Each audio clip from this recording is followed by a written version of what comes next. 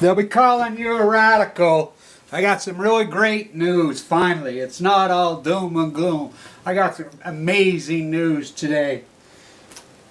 I hope this fight and this battle of mine, as people have been able to watch it, and one of my doctors this afternoon says, Kevin,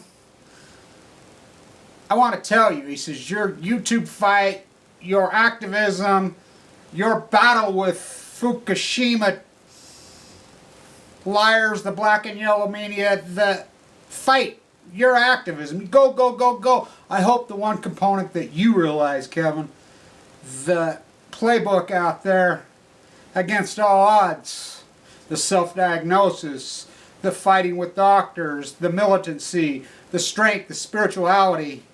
I hope the one component that you really understand is that hopefully you have shown maybe other people can live, Kevin. You're alive. That's the big piece of this story.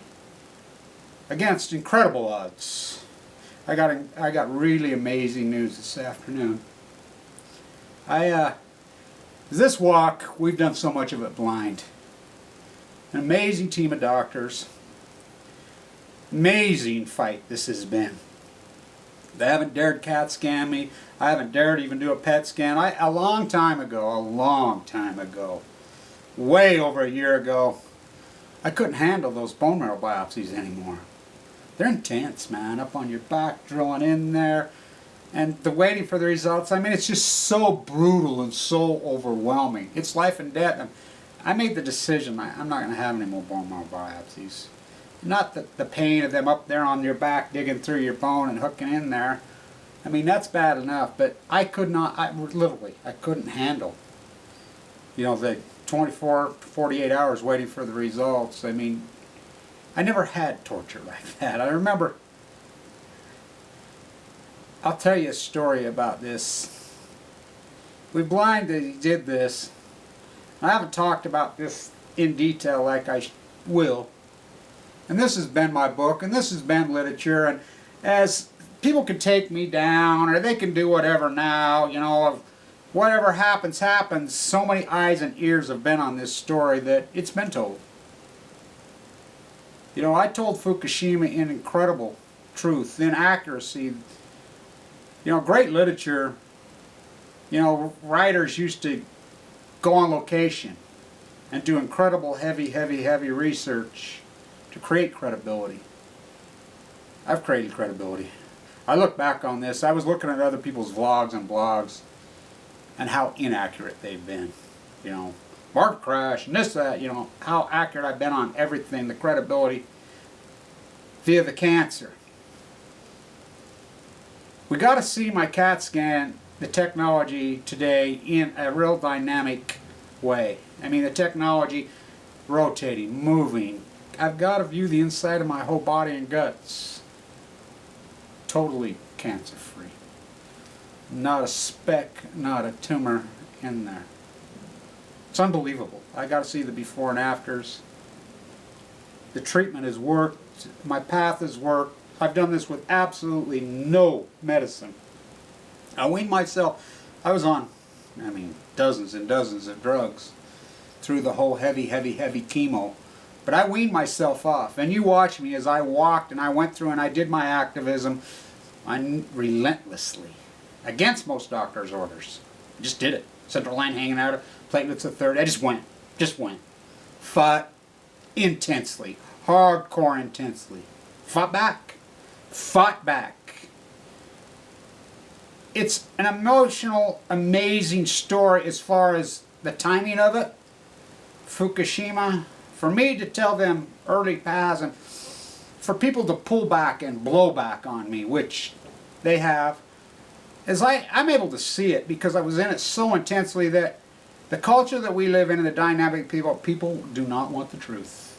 People can't stand the truth. People hate the truth, and they hate people that fight. They hate people that are intense in an intelligent way, because that's the society that we live in. The society we live in is so full of false bravado, fake arrogance, unintelligent, uninformed, think they are. Dogma.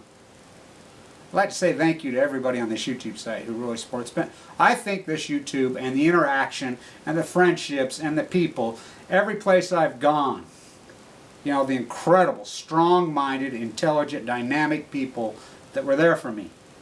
You know, I'll remember one thing.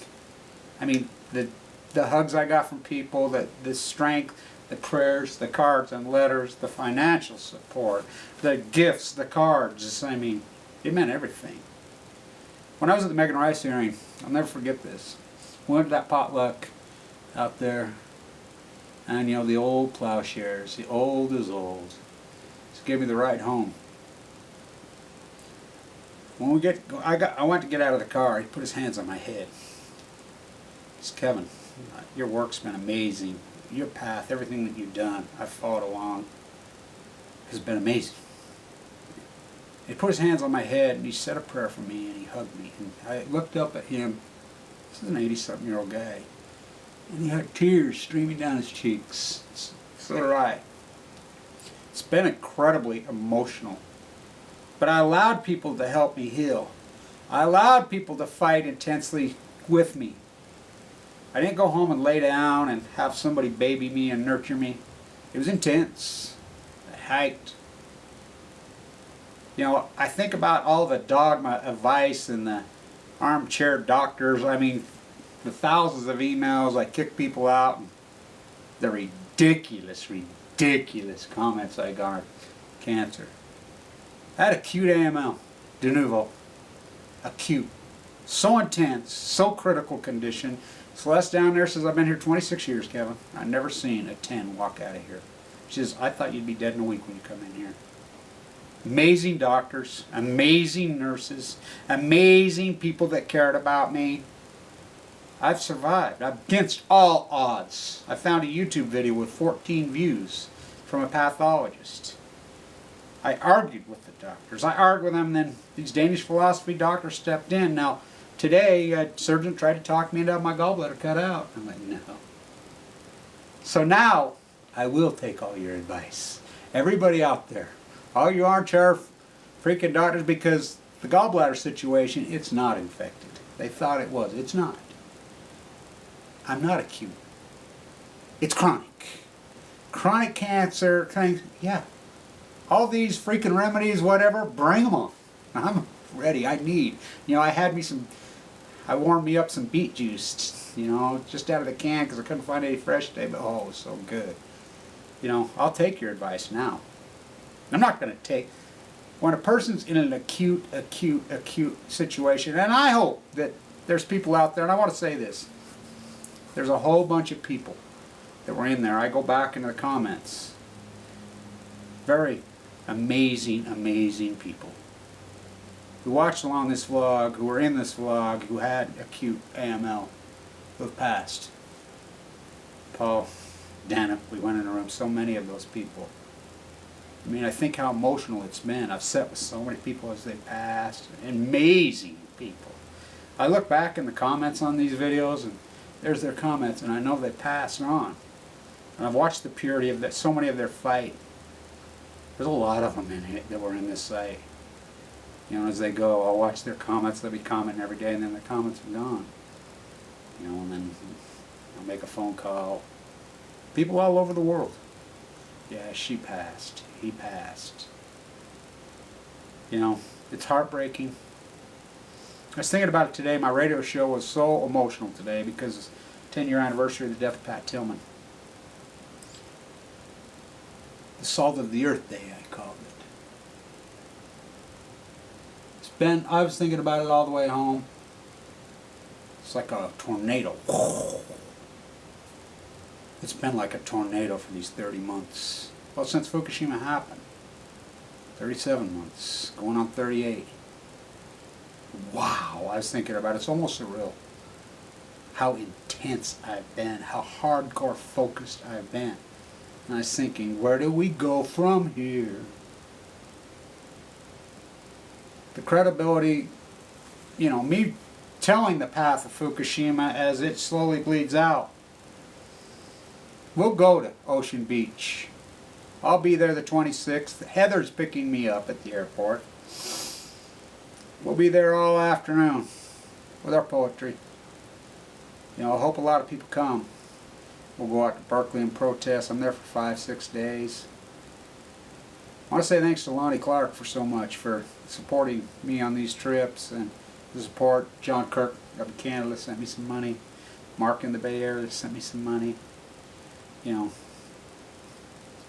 people in Australia sent me some money. Different people around. The cards, the letters, the homemade gifts, they've meant everything.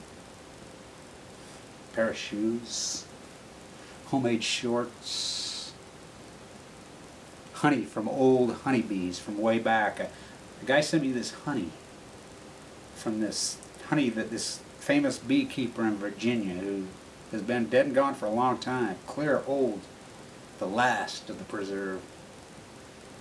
It's been an amazing walk, and I hope people can look back at the intensity of my fight with the truth.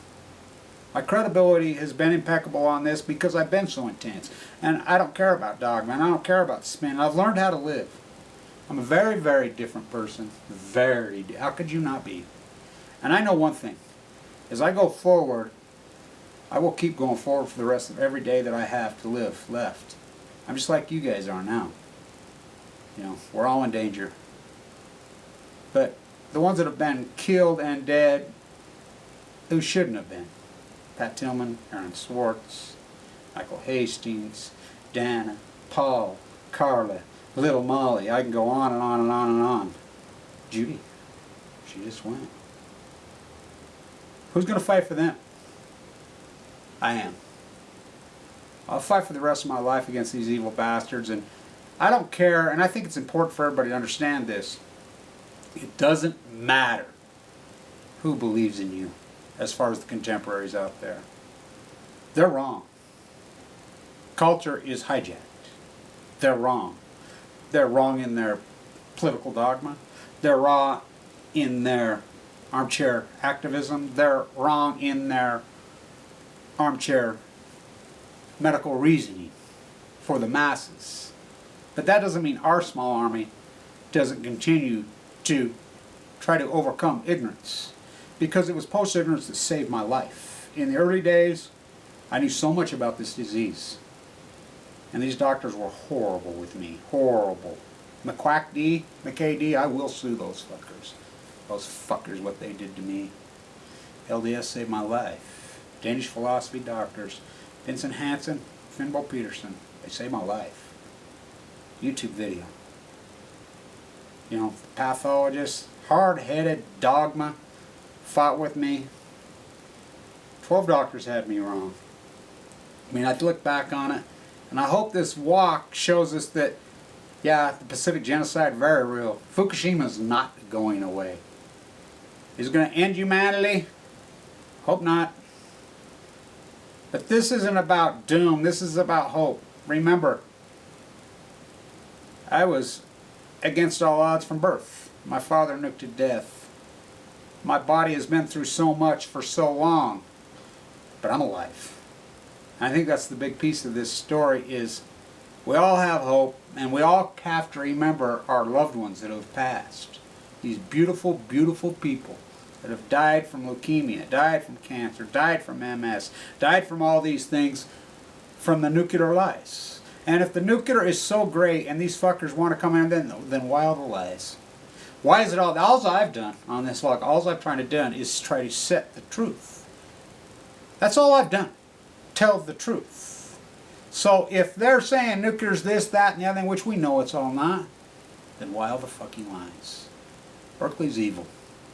Eugenics you. The nuclear ended cartel is evil. We'll go forward. I want to tell every one of you thank you and how much I love all you guys. And the assholes who attack me and the fuckers who wished I was dead and the armchair fake, you'll get your fucking turn. You'll get your turn with salvation. We're all going to get our fucking turn. You'll get your turn. You know? Fuckers that were wishing for me to die, fuck you. You never got your fucking wish. The people that passed, I'll fight for them. People that stood by my side, the people that believed in me, and you look back, every video I've ever done, including the markets, including everything. Go all the way back, show me where I've been wrong. The credibility and the accuracy has been staggering because of the intensity. It's a good fight. The good fight goes forward with me for the rest of my life. The good fight is telling the truth on how evil nuclearism and Fukushima is not fucking going away just because the media cycle's fucking down. Oh, it'll be back up. Stay on tune it.